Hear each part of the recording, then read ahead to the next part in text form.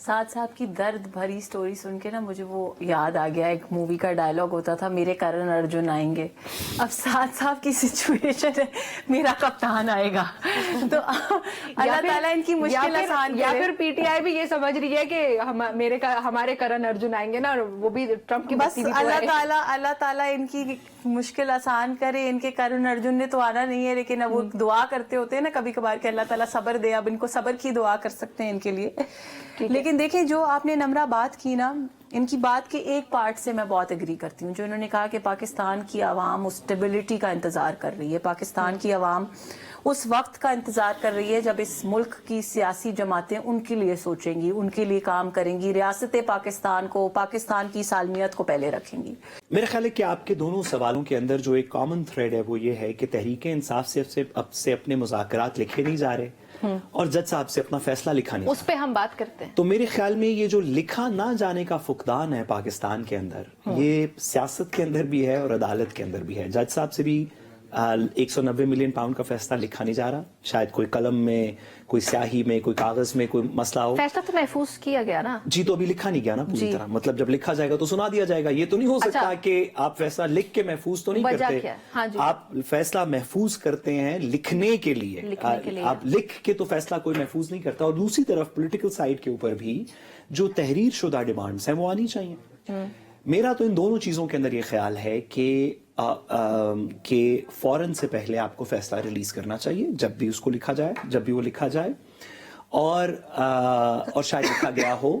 اور فوراً سے پہلے پاکستان تحریک انصاف کو ایلے بہانے چھوڑ کے عمران خان صاحب کے ساتھ ایک مثبت مشاورت کر کے اپنی ڈیمانڈز کو ان رائٹنگ پیش کرنا چاہیے. اس وجہ سے کہ سیاسی عمل کو آگے بڑھنا چاہیے اور قانونی عمل کو بھی آگے بڑھنا چاہیے. فیصلہ آئے گا تو قانونی عمل آگے بڑھے گا، اس کے اندر اپیلیں فائل ہوں گی، کچھ اور ہوگا. یہ ڈیمانڈز آئیں گی تو سیاسی عمل آگے بڑھے گا. دوسری سائیڈ اپنی کاؤنٹر ڈیمانڈز پیش کرے گی، کوئی اس کے اوپر نیگوسیشنز ہوں گی.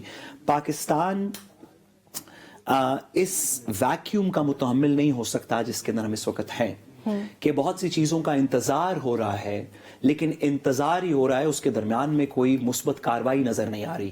انتظار ہو رہا ہے کہ جب ان رائٹنگ ڈیمانڈز آئیں گی تو پولیٹیکل ڈائلاگ شروع ہوگا. انتظار ہو رہا ہے کہ جب عدالتی فیصلے آئیں گے تو اپیلیں فائل ہوں گی. انتظار ہو رہا ہے کہ جب فیصلے کی ریزنز، کچھ فیصلے جو بھی ماضی میں آئے ان کی ریزنز ابھی تک ڈسکلوز نہیں کی گئیں، جب ریزنز ڈسکلوز ہوں گی تو اپیلیں فائل کی جائیں گی. انتظار ہو رہا ہے کچھ خام خیال لوگوں کی طرف سے کہ 20 جنوری آئے گی تو پاکستان کی سیاست شاید بدل جائے گی. انتظار ہو رہا ہے لوگوں کی طرف سے کہ آئینی بینچ کو فیصلہ کرے گا، کچھ مثبت کیسز کے اندر فیصلہ کرے گا تو سیاست آگے چلے گی. اس انتظار کی گھڑی کو جو کہ تھوڑی زیادہ کھچ گئی ہے، چلیں کرسمس نیو ایئر چھٹیوں کے درمیان تو تھی سو تھی، اب کیونکہ تھوڑی سی زیادہ کھچ گئی ہے اور اس کے اندر ہر طرف کے لوگ اپنی پیشنس لوز کر رہے ہیں.